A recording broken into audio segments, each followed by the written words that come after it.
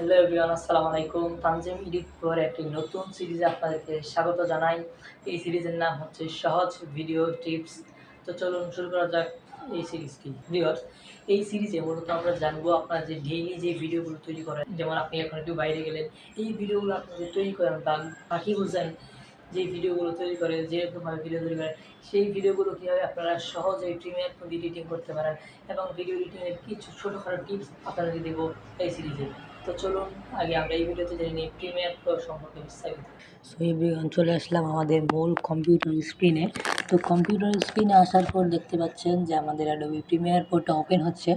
So open হোক। So viewers, দেখতে পাচ্ছেন এই মুহূর্তে কিন্তু আমার যে অ্যাডোবি প্রিমিয়ার প্রো আছে সেটা কিন্তু ওপেন হয়ে গেল। তো এই মুহূর্তে একটা ওয়েলকামিং স্ক্রিন দেখতে পাচ্ছেন। এই ওয়েলকামিং স্ক্রিনে মূলত অ্যাডোবি প্রিমিয়ার প্রো আমাদের কাছে জানতে চায় আমি এখন কী করতে চাচ্ছি।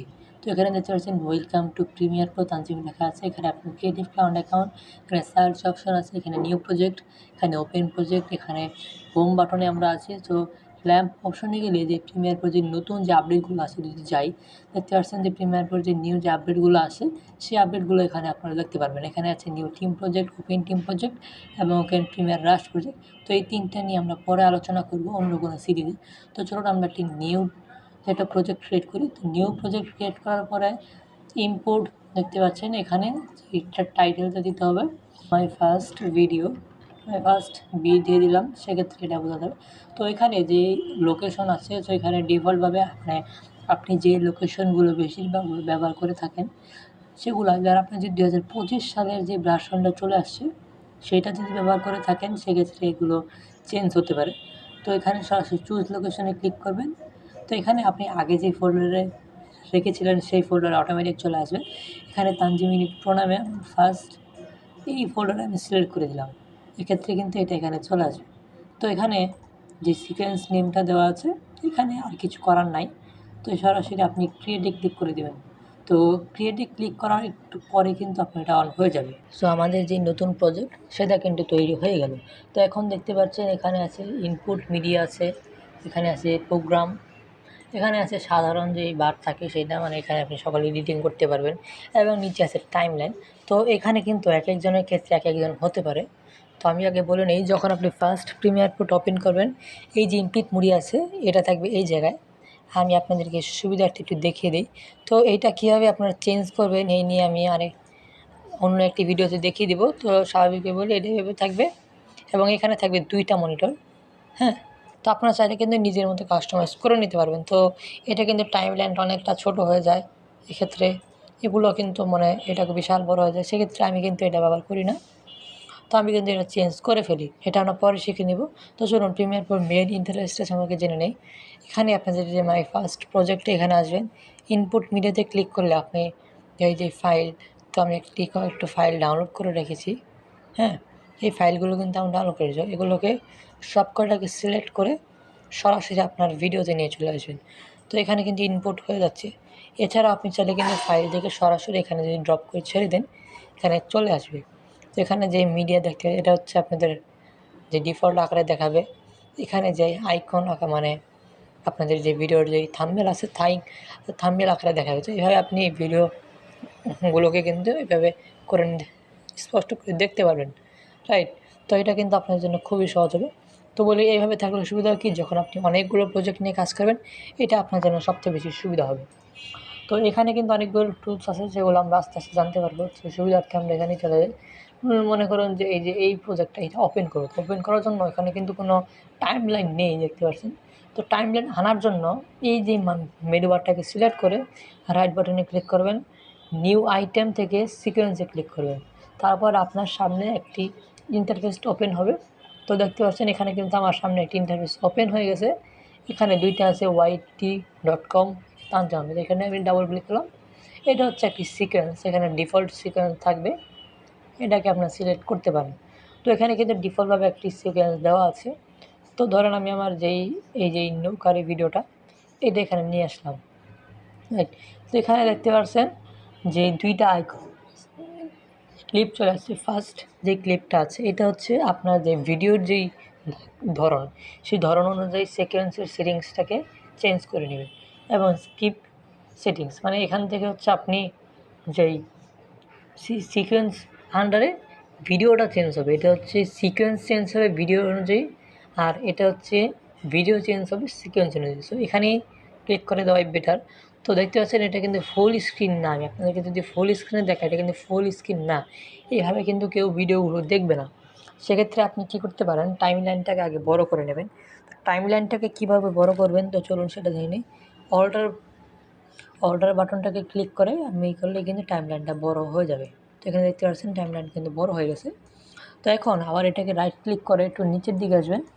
নিচের দিকে আসলে দেখতে পাচ্ছেন scale to full frame size, এটাকে ক্লিক করে দেবেন। সেখান থেকে কী হবে, ফুল ফ্রেমে চলে আসবে এটা, রাইট। এখন যদি আমি ভিডিওটাকে একটু প্লে করি, দেখতে পাচ্ছি এটা একটি নৌকা কিন্তু সামনে দিয়ে যাচ্ছে। তো এটাকে আমরা এখন কী করবো, এখানে আমরা মিউজিক অ্যাড করবো, অনেক কিছু অ্যাড করবো। এখন ধরেন আপনি এখান থেকে চাচ্ছেন না, আপনি চাচ্ছেন এখান থেকে চালু করতে, রাইট। তো ভিডিওর সাইড থেকে কাটিং করার কিন্তু আরেকটি সিস্টেম আছে। সো এখানে আরেকটি অপশন আছে, এই যে এটা সোর্স মনিটর যাকে বলে। সোর্স মনিটর থেকে আপনি কী করতে পারেন, যেই ভিডিওটাকে যদি আপনি ডাবল ক্লিক করেন, সেক্ষেত্রে কী হবে, সোর্স চলে আসবে। এখন এখান থেকে কিন্তু আপনি চাইলে ভিডিওর ইন পয়েন্ট আছে, আউট পয়েন্ট আছে, এগুলো দিয়ে কিন্তু আপনারা সহজে কাজ করতে পারবেন। তো ইন পয়েন্ট আউট পয়েন্টের জন্য আপনি ধরেন এখান থেকে আসছে, তো আপনি এখান থেকে শুরু করতে চাচ্ছেন, সেক্ষেত্রে আপনি যদি এইখানে একটা ক্লিক করেন, প্রথমে চলে যাবে, যদি আপনি এখানে ক্লিক করেন একটা চলে আসবে। তো আপনি যদি এরকম মনে করেন যে আপনি এটা করবেন না, আপনি মানে বলি যারা কিবোর্ড শর্টকাট ব্যবহার করতে চান, তো তারা আই প্রেস করবেন। আই প্রেস করলে কিন্তু এটা চলে আসবে। তবে আপনি যখন এটুকু নিতে যাচ্ছেন, সেক্ষেত্রে আপনি যদি চান এটাকে আবার কিবোর্ড শর্টকাট ব্যবহার করতে, সেক্ষেত্রে ও প্রেস করবেন।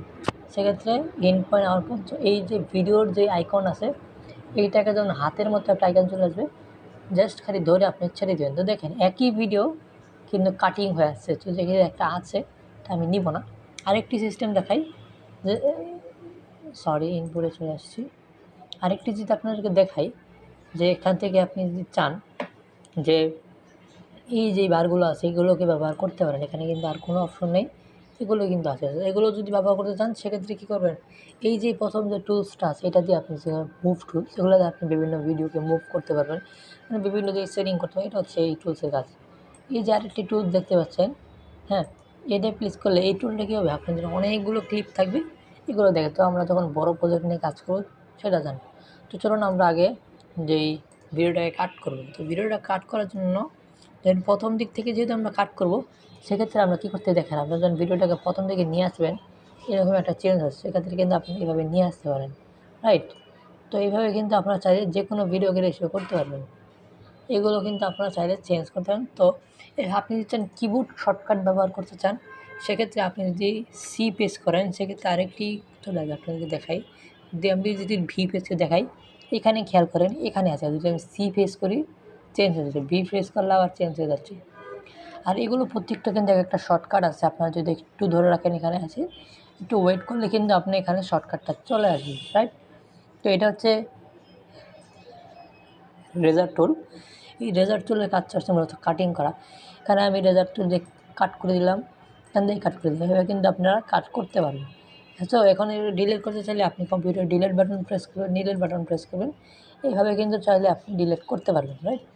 এবং এখানে কিন্তু আপনি যদি অনেকগুলো ভিডিও হয়, এক একটাকে টেনে টেনে আনতে হবে এভাবে। এটার জন্য এখানে ক্লিক করবেন, এখানে আবার এভাবে ক্লিক করে দেবেন। এভাবে কিন্তু আপনি সহজেই কাটিং করতে পারবেন। এবং আপনি যদি চান, এখানে কিন্তু ওই যে ইফেক্ট হয়েছে ইন্ডিয়া গ্রাফিক্স, তো এখানে অনেকগুলো ফাইল আছে, যেমন এখানে মানে ফাইলস অপশন যেগুলো থাকে, এডিট অপশনে আছে সাধারণভাবে, যে আপনার রাইট ক্লিক করে যেটা বের করেন, এই সেম প্রসেসটাই এখানে আছে, রাইট। তো এখানে গেলে এইভাবে কিন্তু এগুলো আমরা পরে জানবো। এখানে সিকোয়েন্স সেটিংস আছে, রাইট, এগুলো আমরা পরে জানবো। তো মেইন যে ইন্টারফেসগুলো এডিটিং করার জন্য, যেমন কন্ট্রোল প্যানেল, এগুলো যদি এখানে না থাকে, সেক্ষেত্রে কোথায় পাবেন, উইন্ডোজ অপশনে যাবেন, এখান থেকে কিন্তু আপনারা পেয়ে যাবেন, রাইট। এভাবে কিন্তু আপনারা সহজেই কাটিং করতে পারবেন। তো আজকের এই ভিডিওটা আমি বেশি বড় করতে চাচ্ছি না। তো দেখা হবে নেক্সট কোনো ভিডিওতে। ভালো থাকবেন, সুস্থ থাকবেন এবং তানজিম এডিটের সাথে থাকবেন। ভিডিও এডিটিং নিয়ে আরও বিস্তারিত জানতে অথবা আমার প্রিমিয়ার প্রো বেসিক কোর্স মাই ভিসা কোর্সটিতে এনরোল করতে ভিজিট করুন ডেসক্রিপশন এবং ফার্স্ট কমেন্টে লিংক।